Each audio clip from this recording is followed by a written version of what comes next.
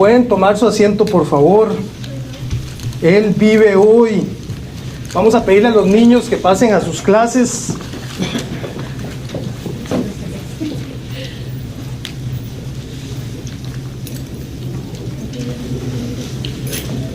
Y hoy es un día de celebración. Hoy es un día donde recordamos que la tumba está vacía.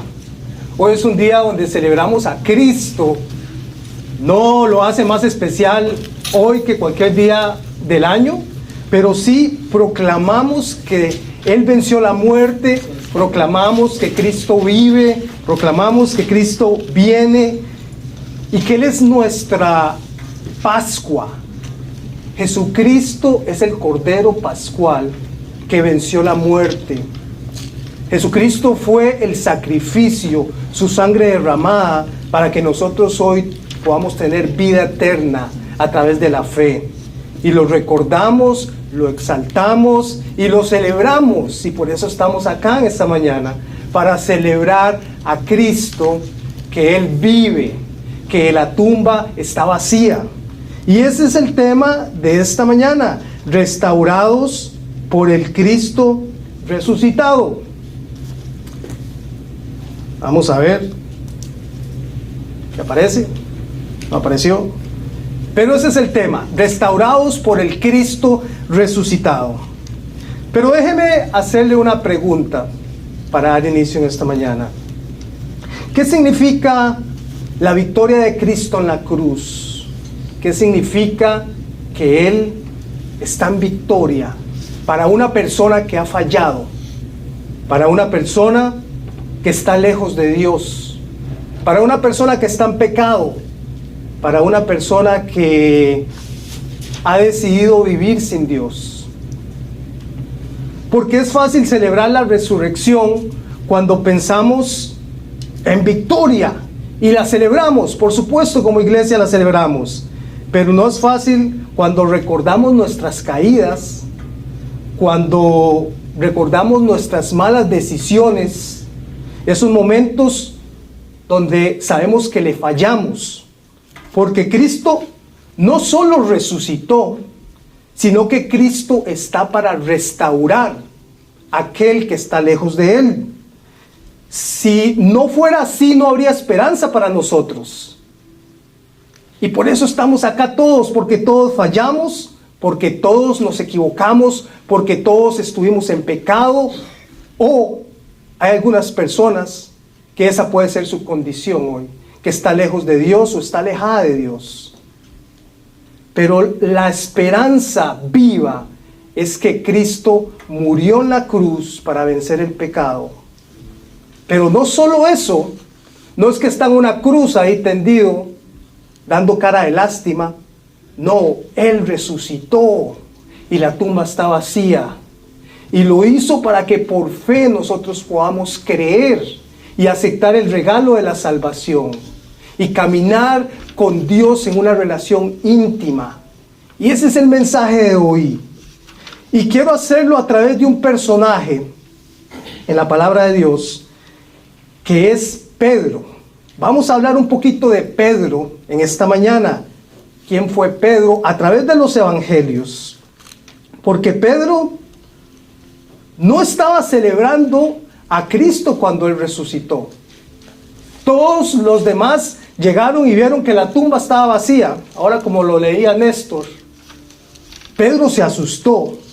Pero la reacción de Pedro no fue en victoria o en celebración, sino más bien fue en culpa y fue en derrota. Entonces vamos a ver un poquito acerca de este hermoso personaje, donde Dios nos habla a través de dos cosas. Primero habla sobre la negación de Pedro, su caída, pero después habla también acerca de su restauración. Porque la última vez que él vio a Jesús no fue predicando, ni lo vio la última vez caminando sobre el agua. La última vez que Pedro vio a Jesús fue negándolo, fue dándole la espalda, fue rechazándolo. Y ahí le niega 3 veces, en temor y con vergüenza. Y la Biblia dice que Jesús lo miró en ese momento y Pedro salió y lloró amargamente porque le dolió en su corazón lo que le hizo a su amigo íntimo, a su Señor. Pero ¿qué hizo el Cristo resucitado con alguien que le negó? ¿Qué fue lo que hizo?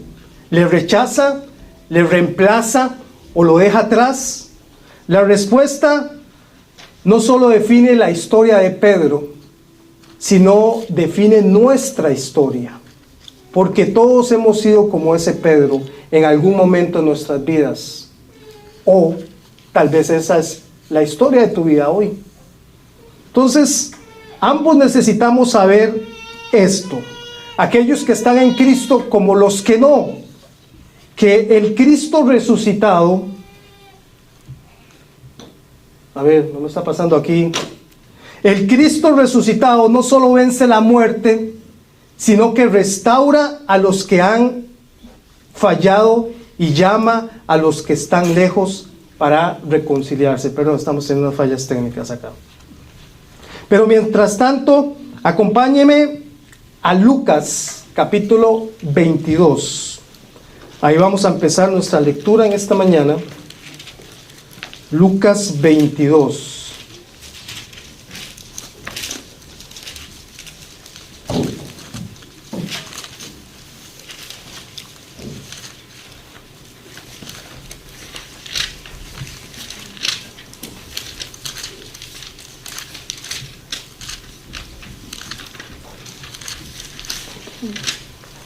No salió, no había uno. Bueno, no importa. El primer punto es: la distancia precede a la caída. La distancia precede a la caída.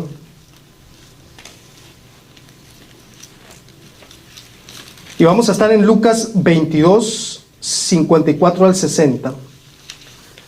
Vamos a estar hablando de estos dos acontecimientos en la vida de Pedro: la negación de Pedro y la restauración en los evangelios.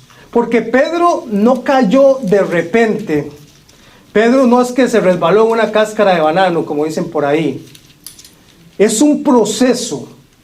Es un proceso que lo llevó a esta caída. Y todo empezó por el orgullo.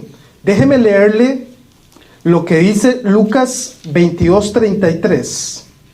Aquí lo voy a estar mostrando. Lucas 22:33. Y dice: y Pedro le dijo: Señor, estoy dispuesto a ir donde vayas.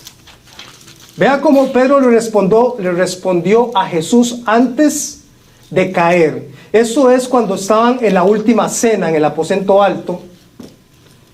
Él le responde con orgullo y le dice: Señor, estoy dispuesto a ir donde vayas, tanto a la cárcel como a la muerte. Esa fue la respuesta de Pedro. Y Jesús le dice, pero Jesús le dijo: te digo, Pedro, que el gallo no cantará hoy hasta que tú me hayas negado 3 veces. Y esa es la primera respuesta. Pedro pensó que en sus propias fuerzas él podía llegar y permanecer firme. Ese fue el orgullo de Pedro, aquí en el primer punto.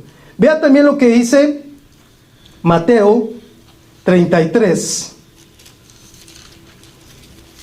Mateo 26:33. Dice: Pedro le respondió: aunque todos se aparten por causa de ti, yo nunca me apartaré. Eso llegó y le dijo Pedro a Jesús: todos estos se podrán ir, pero yo nunca me apartaré. Y aquí vemos el orgullo de Pedro apuntando hacia sus propias fuerzas. Después también vemos una distancia en la vida de Pedro. Déjeme volver acá. Dice Lucas 22:54. Voy a estar en todos los evangelios, pero aquí voy a estar mostrándolos. Dice Lucas 22:54. Después de arrestar a Jesús, se lo llevaron y lo condujeron a la casa del sumo sacerdote. Y Pedro lo seguía de lejos. Esto es en el momento donde Jesús es arrestado en Getsemaní, no, en el Monte de los Olivos. Es arrestado, se lo llevan y Pedro empieza a seguir a Jesús de lejos. Dice la palabra, él no abandonó por completo a Jesús, pero caminaba de lejos.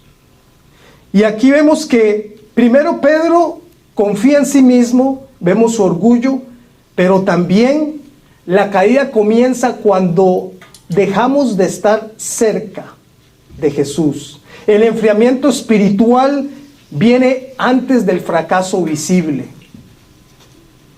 Pedro es orgulloso y Pedro camina lejos de Jesús. Después, en el 55, ahí mismo dice, después que encendieron una hoguera en medio del patio y de sentarse juntos, Pedro se sentó entre ellos. Y aquí vemos que Pedro se sienta con los enemigos de Jesús, con los que estaban celebrando su muerte. Él cambió la presencia de Cristo con la comodidad del ambiente equivocado.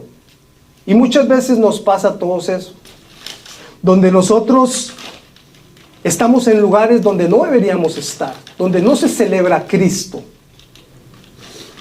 Continúa ahí en el verso 56 y dice, una sirvienta, al verlos sentado junto a la lumbre, fijándose en él detenidamente, dijo, también éste estaba con él. Pero él lo negó diciendo, mujer, yo no lo conozco. Y aquí vemos el temor al hombre que lo lleva a una negación. Frente a la presión de ese grupo, prefirió protegerse a sí mismo en lugar de identificarse con Cristo. Y aquí vemos la progresión en el proceso de la negación de Pedro. Primero él es orgulloso, cree que en sus propias fuerzas él podía hacerlo solo. Después está caminando lejos de Jesús, no camina cerca. Después continúa y tiene una comunión con el mundo. No está con la gente que ama a Cristo, está en la comunión con el mundo. Después continúa el proceso donde él tiene temor al hombre. Y por temor al hombre, él niega su propia fe. Y finalmente la progresión del pecado endurece el corazón. Verso 58-59. Un poco después, otro al verlo dijo, tú también eres uno de ellos. Y vea la respuesta de Pedro. Hombre, no es cierto, le dijo Pedro. Pasada como una hora, otro insistía diciendo, ciertamente este también estaba con él, pues él también es Galileo. Pero Pedro dijo, hombre, yo no sé de qué hablas. Al instante, estando él todavía hablando, cantó un gallo. Y esta es la manera como Pedro le negó a Jesús 3 veces. El pecado no se detiene en un lugar. El pecado avanza. El pecado endurece. El pecado lleva a la persona a un lugar de oscuridad. Cada día más y más y más. Y mucho ojo acá para nosotros como iglesia. La caída no comienza de un momento al otro. No es que de un día para el otro yo me levanté y yo digo, bueno, ¿qué estoy haciendo acá? No estoy en mi casa, no estoy con mi esposa, no estoy haciendo lo correcto. Eso no se da de un día para otro. El pecado es un proceso y comienza con algo pequeño. Comienza cuando el corazón se empieza a alejar de Cristo, cuando yo me empiezo a enfriar, cuando yo me empiezo a desconectar, cuando yo creo que yo soy suficiente en mis propias fuerzas. Y aquí el llamado de atención para nosotros es, ¿dónde está mi corazón diariamente? La pregunta es, ¿estoy dependiendo de Cristo o de mis propias fuerzas? ¿Estás cerca de Jesús? ¿Tu Biblia ¿Está abierta o está cerrada? ¿La tiene ahí en una esquina nada más? ¿Cómo está su relación con Dios respecto a la oración? ¿Hay una oración constante, ocasional en su vida? ¿Con quién pasas más tiempo? ¿Es con Cristo o es en el entretenimiento de un montón de cosas? Tiempo con el mundo en lugar de estar pasando en la presencia de Dios. Y ahí tenemos que tener mucho cuidado, porque todo lo que vemos, todo lo que escuchamos, todo lo que entra a nuestra mente, esto va a afectar nuestras emociones, nuestro estado espiritual. ¿Cuánto temes al hombre más que a Dios? Estás en tu lugar de trabajo y te da miedo compartir acerca de Cristo por el qué dirán, porque me rechacen, porque me etiqueten como cristiano. Todos podemos ser como ese Pedro. Pedro no pensó que terminaría negando a Jesús. Y ninguno de nosotros piensa en que podemos caer. Pero la advertencia es clara. Nadie cae de un momento a otro. Primero se empieza a alejar poco a poco, a desconectarse de Dios, de la fuente. Y esto me lleva al segundo punto. El pecado produce culpa, vacío, y nos hace retroceder. Y vean lo que dice Juan 21:3. Después de que Pedro niega a Jesús, Jesús resucita. Y Pedro se da cuenta de que él ya resucitó. De hecho, hoy leíamos en la mañana cuando Néstor hizo la lectura bíblica que él fue a la tumba y él vio que estaba vacía.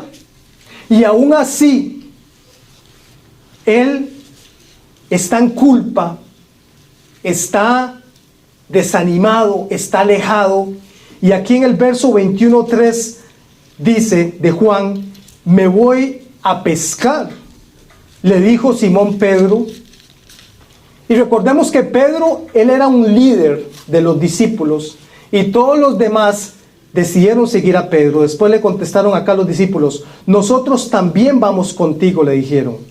Y ellos fueron y entraron en la barca, y aquella noche no pescaron nada. Y no hay problema en que uno diga: no, es que, ¿qué tiene de malo ir a pescar? No es el hecho de que él fue a pescar, es el hecho de lo que representa esto. Aquí Pedro volvió atrás, volvió a lo que él hacía antes. Aquí él deja su identidad como cristiano, como hijo, y retrocede por la culpa. Pedro vuelve a su pasado, a su antigua ocupación. Y eso es lo que produce el pecado. El pecado produce un retroceso en nosotros. Nos hace volver a nuestra antigua identidad. Pedro vuelve a lo que conocía. Él era un pescador de oficio. Y al perder su propósito, por lo que le hizo a Jesús, porque le dio la espalda, simplemente él decide volver a donde él se sentía cómodo, a lo único que conocía, que era ser un pescador. Pero cuando lo hace, dice el texto que trabajaron toda la noche y no pescaron nada. Toda la noche, porque lo que antes tenía sentido, ahora ya no produce ningún fruto en él. Y para el creyente, eso es lo que hace el pecado en nosotros. Espiritualmente nos hace retroceder, nos hace volver a ese viejo hombre, a la carne, con esos viejos hábitos, rutinas, que nos hace desenfocarnos de lo que Cristo nos llamó a hacer. Es muy fácil volver a lo que conocíamos. Es muy fácil cuando nosotros venimos a Cristo, somos justificados por su sangre, por su sacrificio. Y a través de esa justificación tenemos una nueva identidad en Cristo. Yo soy una nueva persona ahora en Cristo.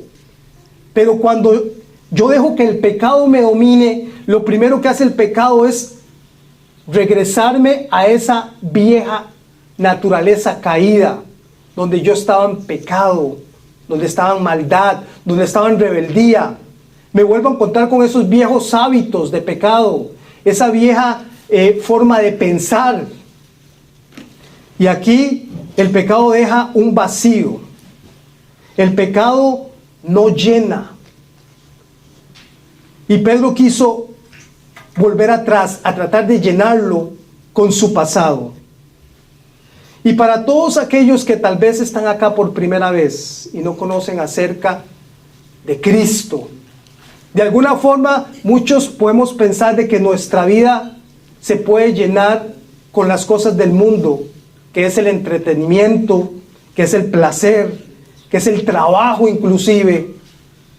Pero la verdad es que nada satisface el corazón del ser humano, solo una relación personal con Cristo. El pecado no solo te aleja de Dios, también te deja sin dirección, sin propósito. Y lo bueno de todo esto es que la historia de Pedro no termina ahí. Aquí vamos al tercer punto. Cristo restaura confrontando el amor del corazón. Cristo restaura confrontando el amor del corazón. Y aquí vamos a leer en Juan 21, 15 al 17. Dice así: cuando acabaron de desayunar, ya aquí vemos la restauración de Pedro. Jesús dijo a Simón Pedro: Simón, hijo de Juan, ¿me amas más que estos? Sí, Señor, tú sabes que te quiero, le contestó Pedro. Jesús le dijo: apacienta mis corderos. Volvió a decirle por segunda vez: Simón, hijo de Juan, ¿me amas? Sí, Señor, tú sabes que te quiero, le contestó Pedro. Y Jesús le dijo: pastorea mis ovejas. Y Jesús le dijo por tercera vez: Simón, hijo de Juan, ¿me quieres? Pedro se entristeció porque la tercera vez le dijo: ¿me quieres? Y le respondió: Señor, tú lo sabes todo.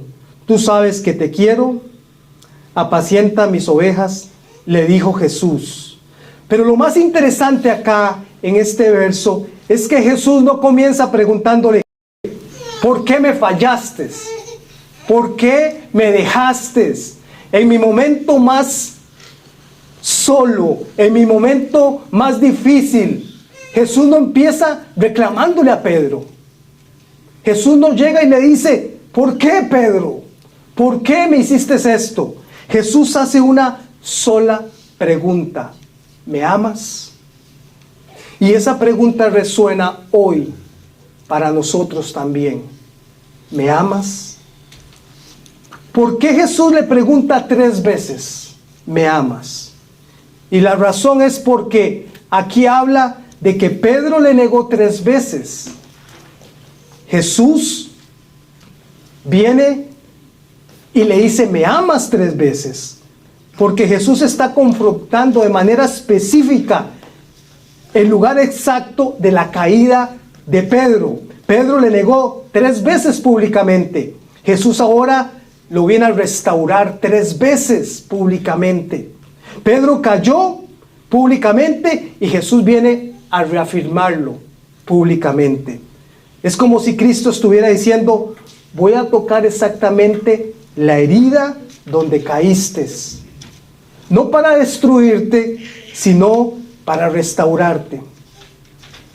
La manera como Jesús restaura a Pedro es hermosa y maravillosa. Y aquí vemos el Evangelio y la gracia de Dios resumida en esas 3 preguntas. ¿Me amas? Él va a la raíz, no va al fruto.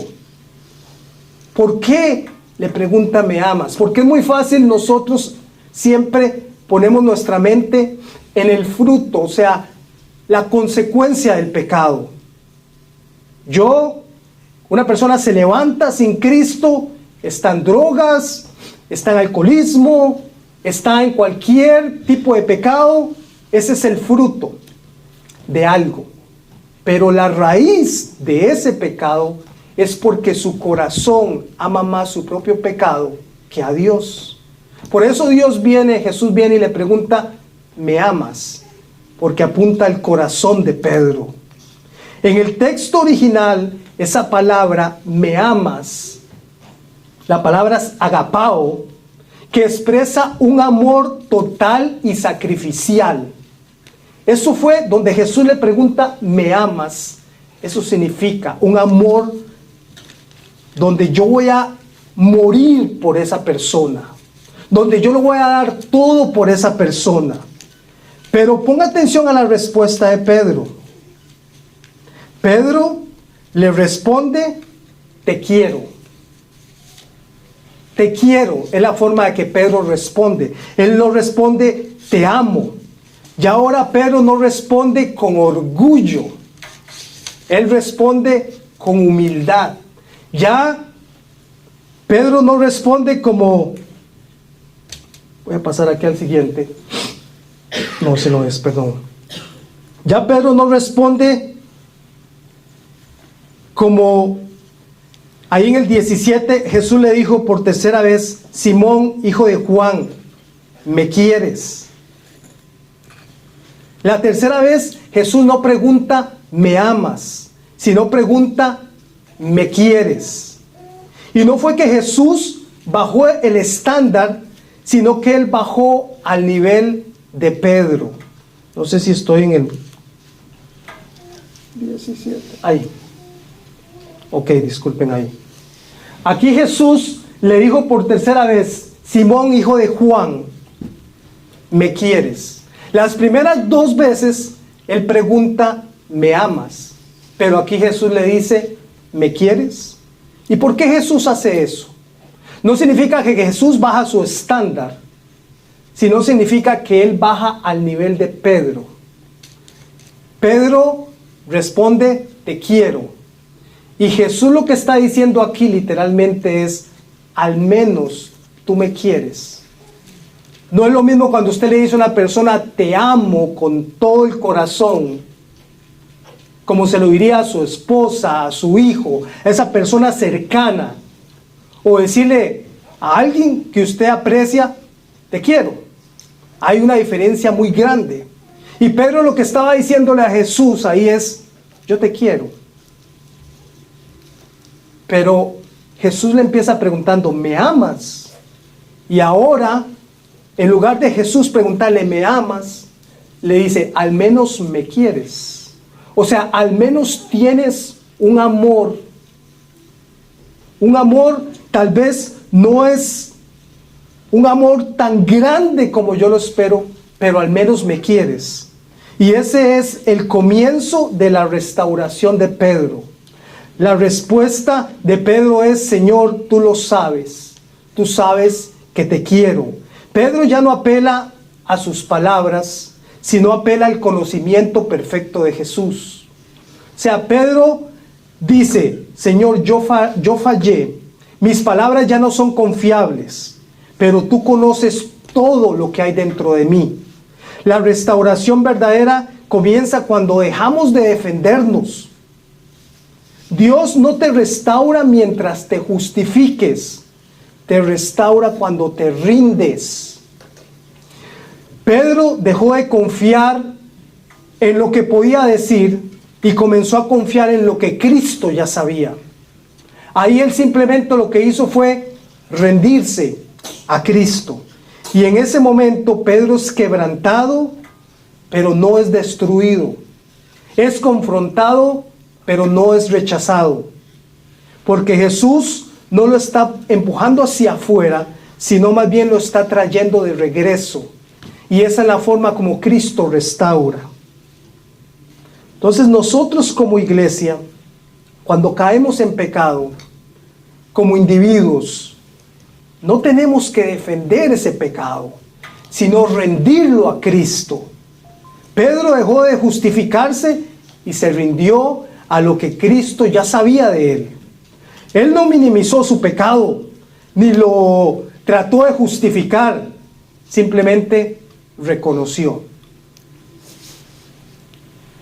Y la pregunta para todos nosotros es, como dijo Jesús a Pedro, ¿me amas? ¿O hay algo más que está ocupando el primer lugar en tu corazón?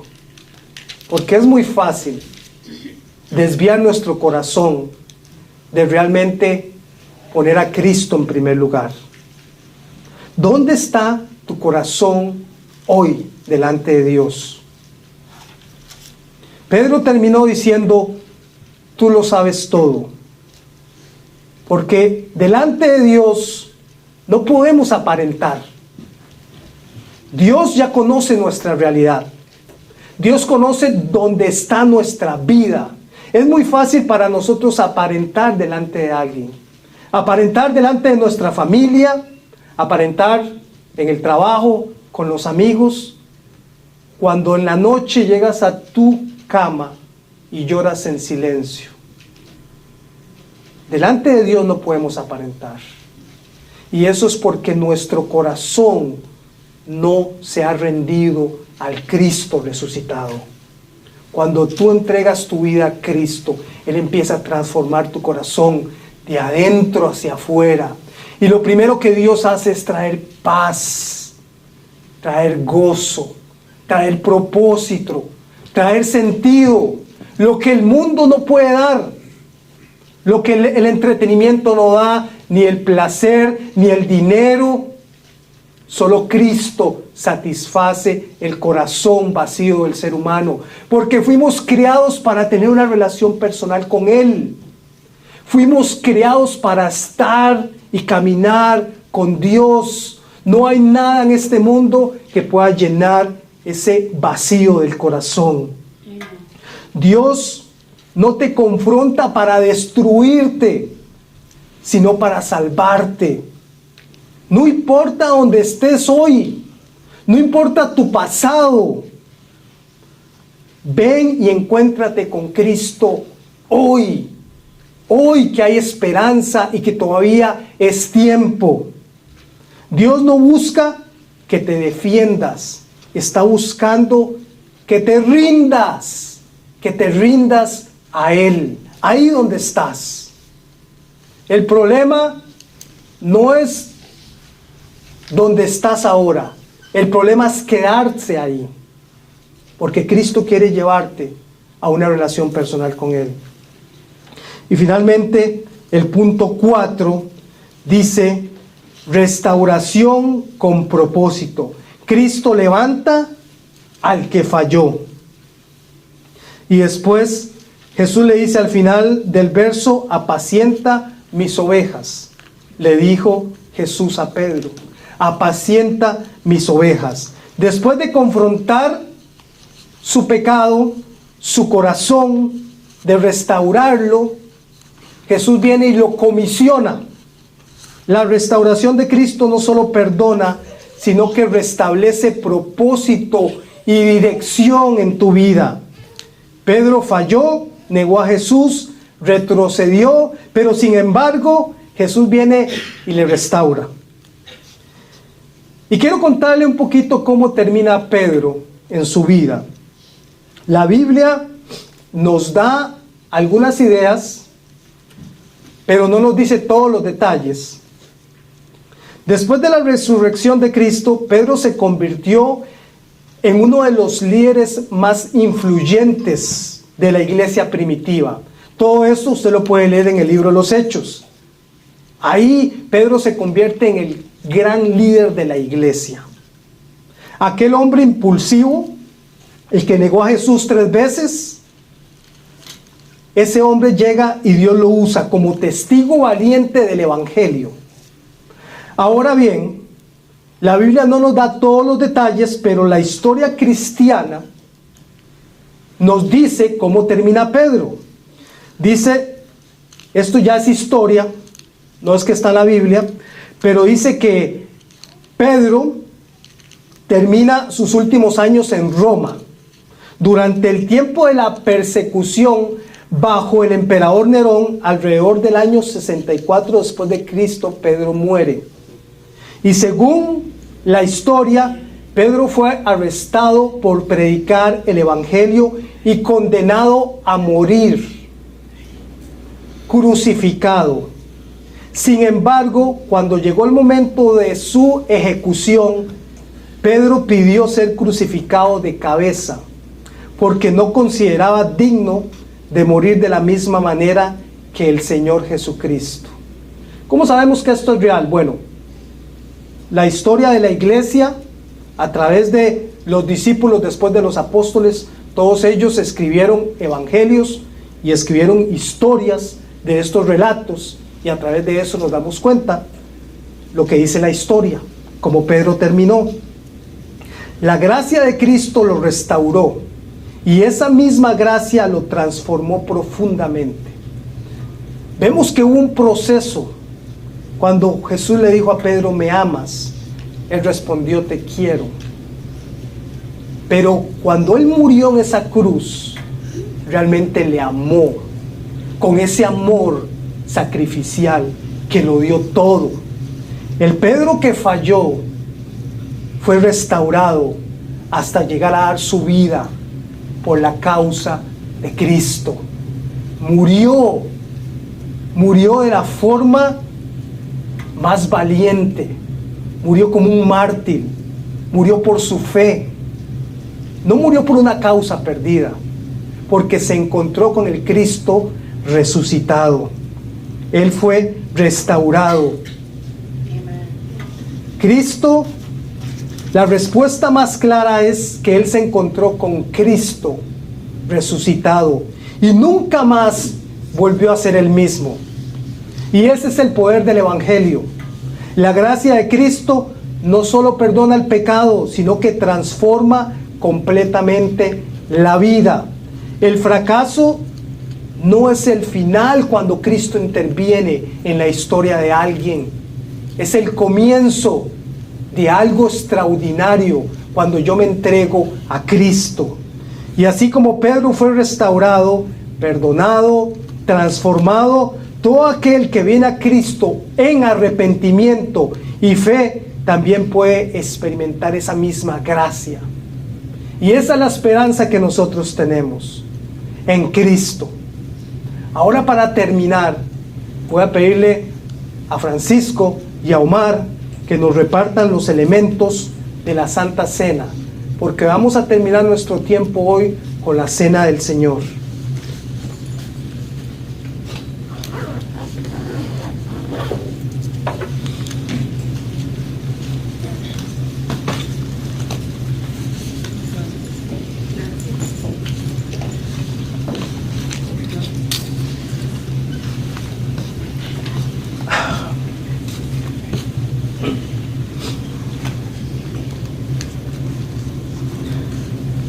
Y al considerar la vida de Pedro, su caída, su restauración y su fidelidad hasta el final, somos confrontados con una verdad profunda. Todo comenzó con la gracia de Cristo. Todo se sostuvo por la obra de Cristo. Pedro no se restauró a sí mismo. Todo fue por la gracia de Cristo. Fue Cristo quien lo perdonó, quien lo levantó, quien lo capacitó y quien lo preservó hasta el final. Fue el poder de Cristo. Y eso es precisamente lo que recordamos hoy en la Cena del Señor. La Santa Cena nos lleva al regreso y al centro del Evangelio, al cuerpo quebrantado de Cristo, su sangre derramada por nosotros. Nos recuerda que nuestra salvación no descansa en nuestra fidelidad, sino en la obra perfecta de Cristo en la cruz. Eso nos recuerda el sacrificio. Así como Pedro necesitó la gracia después de su fracaso, todos nosotros también necesitamos esa gracia para que Dios nos sostenga en esta vida. Y hoy venimos no como personas perfectas, sino como pecadores que han sido perdonados, restaurados y sostenidos por la gracia de Cristo. Por eso el participar de la Santa Cena no solo recuerda lo que Cristo hizo en la cruz, sino que renueva nuestra fe. Gracias. Y aquel que nos perdona, nos restaura y nos guarda hasta el final. Ay. Así que déjeme leerle lo que dice Primera de Corintios.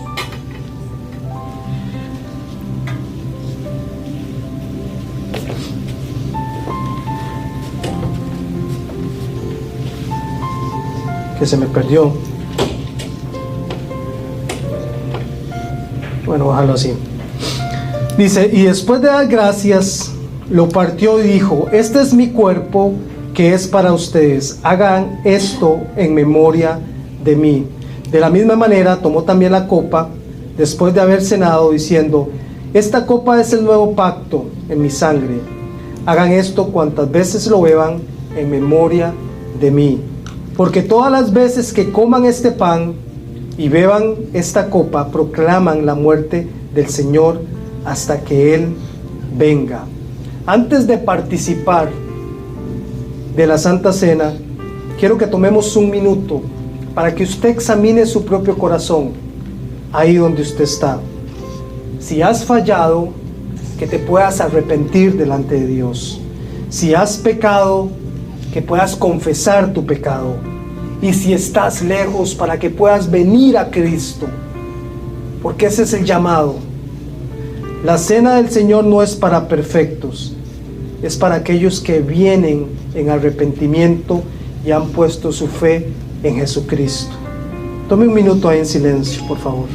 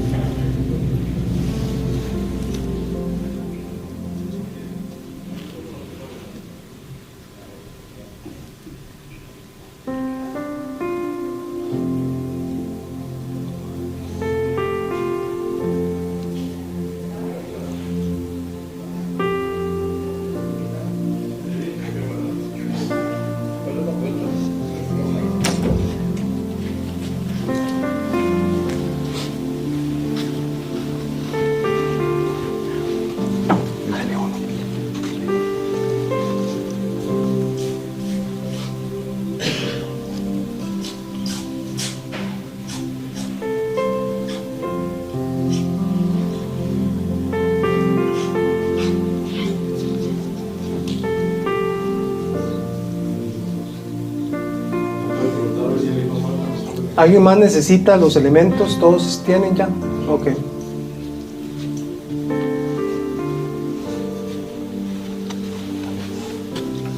Gracias. El pan representa el cuerpo de Cristo entregado por nosotros. Hace hoy alrededor de 2000 años, Él fue entregado, Él fue muerto, Él tomó nuestro lugar, nuestra carga, nuestra culpa, nuestro pecado, lo que nosotros merecíamos. Eso hizo Cristo por nosotros. Pueden participar del pan.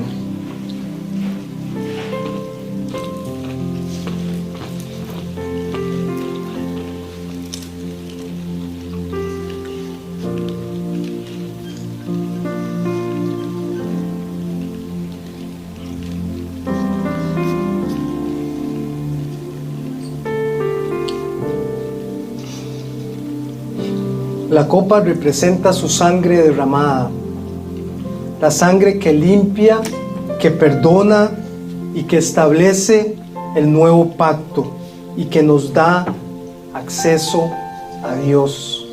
Es su sangre la que nos limpia de todo pecado. Pueden participar de la copa.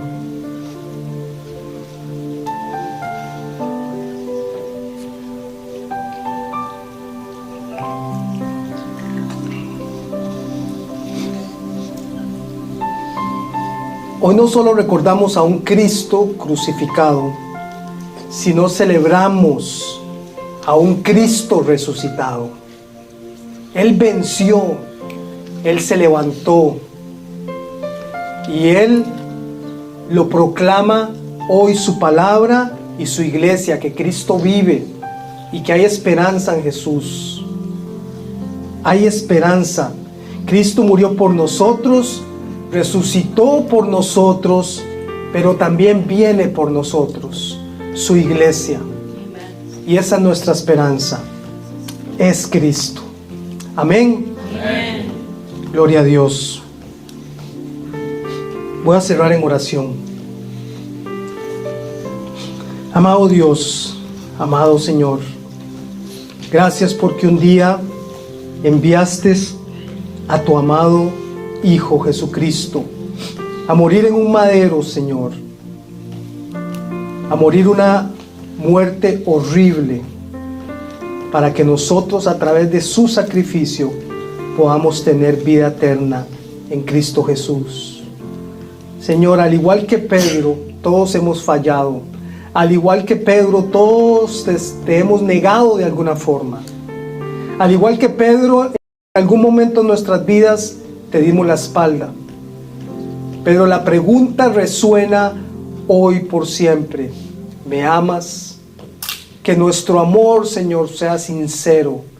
Que nuestro corazón pueda responder en amor delante de ti, Señor.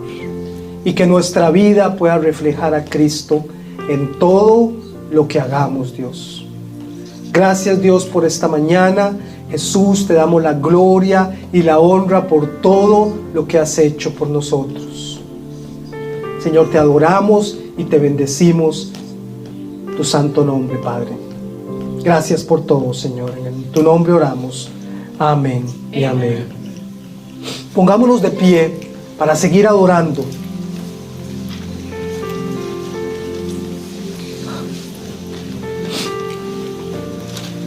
Daniel, puedes poner.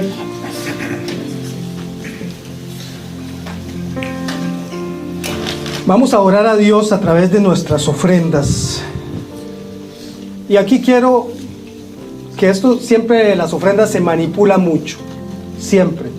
Nosotros no damos aquí por manipulación de nada, sino porque reconocemos que Dios ha provisto. Y damos, como dice 2 Corintios 9:7, cada uno dé como propuso en su corazón, no de mala gana ni por obligación, porque Dios ama al dador alegre. Así que aquí usted nunca va a escuchar que vamos a manipularlo para que dé, sino que cada uno da de la manera que usted propone en su corazón. Pero damos en gratitud, en respuesta a que Dios ha provisto para nosotros. Puede pasar, Francisco.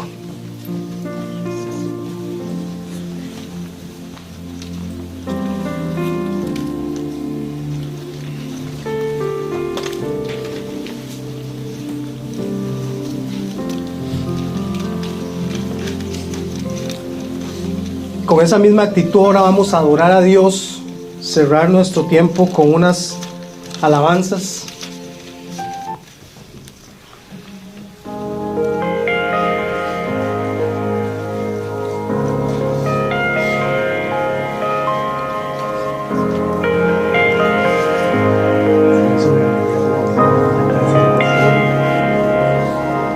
¿Por qué buscas en la tumba aquel que vivo está? Recuerda su promesa, me levantaré. La piedra removida, su cuerpo no se halló. Ha llegado el tercer día, el Señor resucitó. Bendito sea Dios y Padre del Señor Jesús, quien vive hoy. Esperanza viva tengo, vida a Él me dio, y de la muerte me resucitó. Perfecto sacrificio, el Padre recibió, segura garantía de nuestra justificación. Cuando vuelva por su iglesia, las tumbas se abrirán y los que han dormido en Cristo con Él resucitarán. Bendito sea Dios y Padre del Señor Jesús, quien vive hoy. Esperanza viva tengo, vida junto a Él me dio y de la muerte me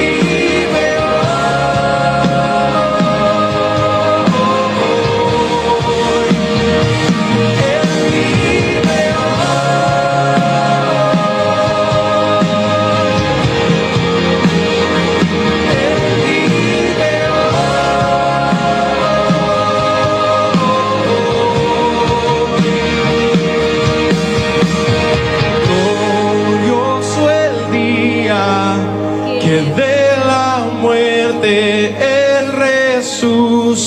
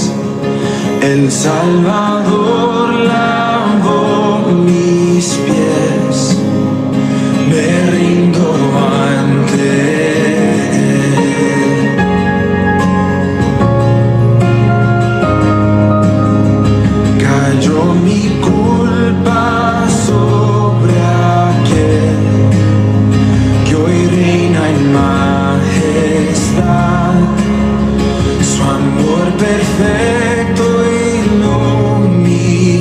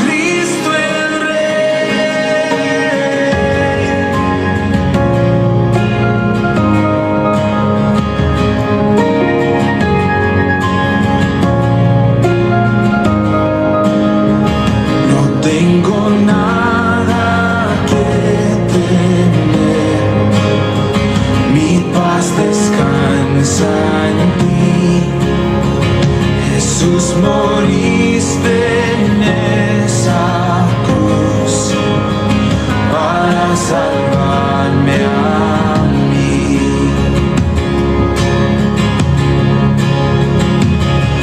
Tu nombre, Dios, victoria es mi adoración a Cristo el Rey. Tu nombre, Dios, victoria es mi adoración a Cristo el Rey.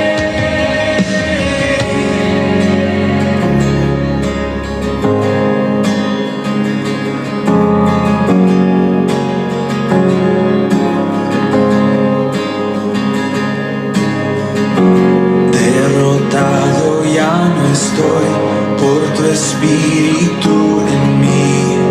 Jesús resucitó y vivo está en mí. En tu nombre vivo estoy, la victoria tengo en ti. Jesús resucitó y vivo está en mí. Derrotado ya no estoy por tu espíritu en mí. Jesús resucitó y vivo está en mí. En tu nombre vivo estoy, la victoria tengo en ti. Jesús resucitó y vivo está en mí. Derrotado ya no estoy por tu espíritu en mí. Jesús resucitó y vivo está en mí. En tu nombre vivo estoy, la victoria tengo en ti. Jesús resucitó y vivo está en mí. Vivo está en mí.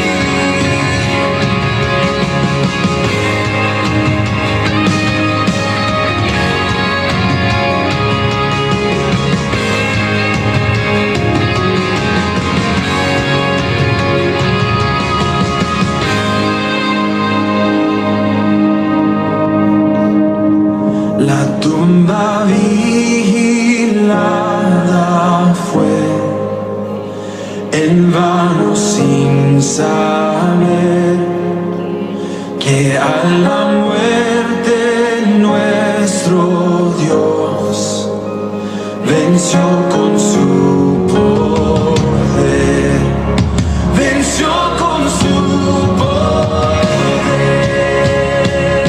Vivo está.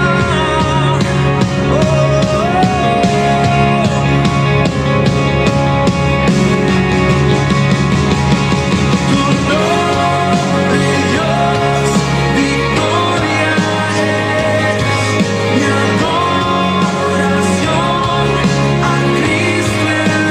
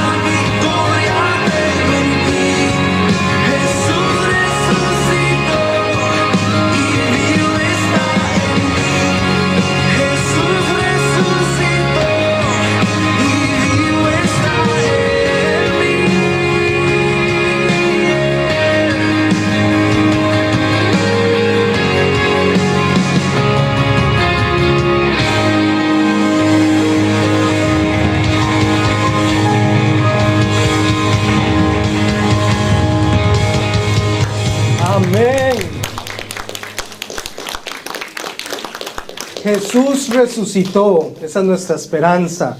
Ahora a vivir como Pedro vivió para Cristo. Ese es el propósito del llamado. Pueden sentarse, por favor. Terminamos con unos anuncios rapiditos.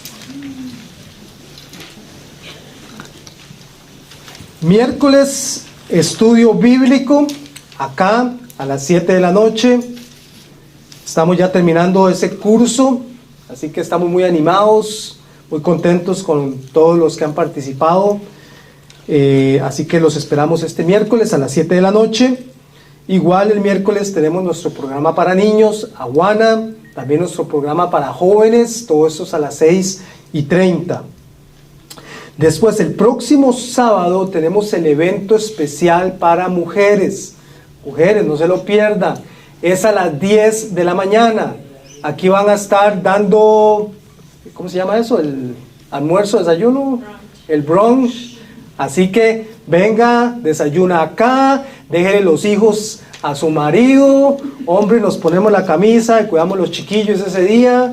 Y ustedes se vienen a disfrutar y aprender. Hay cuidado niños. Si no tiene quien dejarle los niños, se va a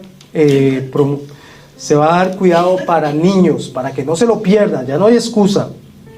Después, la reunión de hombres lo pasamos para el sábado 18. Sábado 18 va a ser en la casa de Jorge. Jorge y yo deberíamos hacer un dúo aquí, vieras que bien cantamos juntos. La última canción nos las tiramos juntos siempre. Por eso no me duermo. Entonces, donde Jorge el sábado 18, los hombres. Y el miércoles 22 de abril tenemos una reunión para todas las personas que tienen el deseo de servir. Vamos a estar dándole todas las necesidades, compartiendo opciones. Así que si usted quiere servir acá en la iglesia, no se lo pierda. Venga el miércoles 22 de abril a las 6:30. Vamos a estar explicando las diferentes áreas donde estamos necesitando mucha ayuda. Esos serían los anuncios. Bienvenidos a todos los que nos acompañan por primera vez por acá. Qué alegría poder conocerles y verles. Allá hay cafecito, hay snacks. Por favor, vaya y comparta con alguien. No se vaya sin saludar a nadie.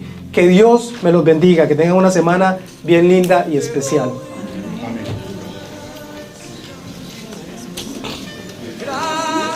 Karen, ¿es su hermano? Sí, es mi hermano. ¿Cómo se llama?